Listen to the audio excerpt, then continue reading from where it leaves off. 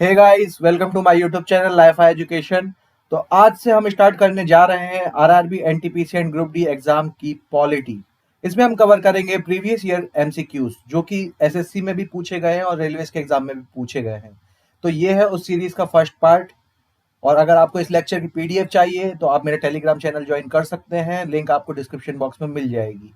साथ ही साथ इस वीडियो को ज़्यादा से ज़्यादा लाइक और शेयर करें ताकि मुझे इससे मोटिवेशन मिले और मैं और ज़्यादा ऐसे वीडियो आपके लिए ला सकूं।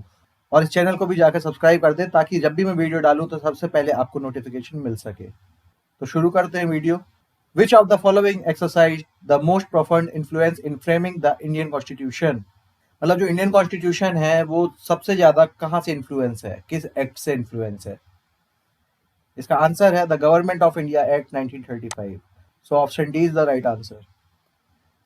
The first attempt to introduce a representative and popular element in the governance of India was made through।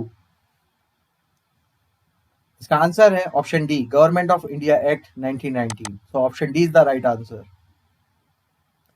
Which of the following acts introduced communal electorate in India. इनमें से किस एक्ट ने कम्युनल इलेक्टोरेट को India में introduce किया।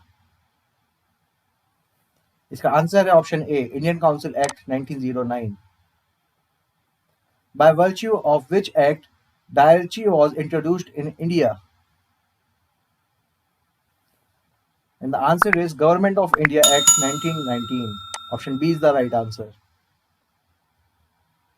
The instrument of instructions contained in the Government of India Act 1935 has been incorporated in the Constitution of India in the year 1950 as. So the answer is Directive Principle of State Policy. The Government of India Act 1935 was based on, जो government of India act 1935 था वो किस पर based था। And the answer is option A, the principle of federation and parliamentary system. Consider the following acts, मतलब इन acts को sequence wise arrange करना है, सबसे पहले कौन सा है सबसे बाद में कौन सा। तो इसका आंसर है ऑप्शन ए, क्योंकि इसमें ईयर आप देखिए तो उसी से समझ जाएंगे। 1773 act, 84। Consider the following statements. The objective of the Mount Chelmsford Reform of 1990 was। Chelmsford reform 1919 का ऑब्जेक्टिव क्या था। इसका आंसर है ऑप्शन सी, मतलब to stabilize directly in the province and the extension of provisional government. Consider the following with reference to the provision of Government of India Act 1935। इसका answer है option B, मतलब 1 and 2। Establishment of all Indian Federation and provisionally autonomy with a government responsible to an elected legislature। Consider the following statements with reference to the provision of Molle Minto Reform Act in the colonial India। इसका answer है option C, 1, 2 and 3। जो मॉल्ले Minto reform था उसमें ये तीनों चीजें थी। The Morley Minto reform act raised the number of additional number of the central legislature. It introduced the principle of communal representation in legislature. It empowered the legislation to discuss the budget and to move resolution on it. Two independent states of India and Pakistan were created by। इसका answer है option D, the Indian independence act. In the federation under the Act of 1935, residuary power were given to। इसका answer है option C, governor general. Option C is the right answer. Who was the chairman of the Union Power Committee of Constituent Assembly of India? Union power committee of constituent assembly of India के chairman कौन थे। इसका answer है option C, sir Alladi Krishnaswamy Iyer.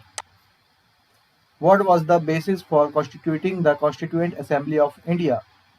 इसका answer है option B, the cabinet mission plan 1946। इसके तहत ही constitution का निर्माण किया गया है। The constitution of India was adopted by the constituent assembly of India on. जो इंडिया का कॉन्स्टिट्यूशन था वो कॉन्स्टिट्यूएंट असेंबली ने कब एडॉप्ट किया। इसका आंसर है 26 नवंबर 1949। मतलब काफी धाराओं को इस दिन एडॉप्ट कर लिया गया था और बची हुई धाराओं को 26 जनवरी 1950 के दिन एडॉप्ट किया। Who presided over the first meeting of the Indian Constituent Assembly? मतलब जो इंडियन कॉन्स्टिट्यूएंट असेंबली की पहली मीटिंग थी उसके प्रेसिडेंट कौन थे।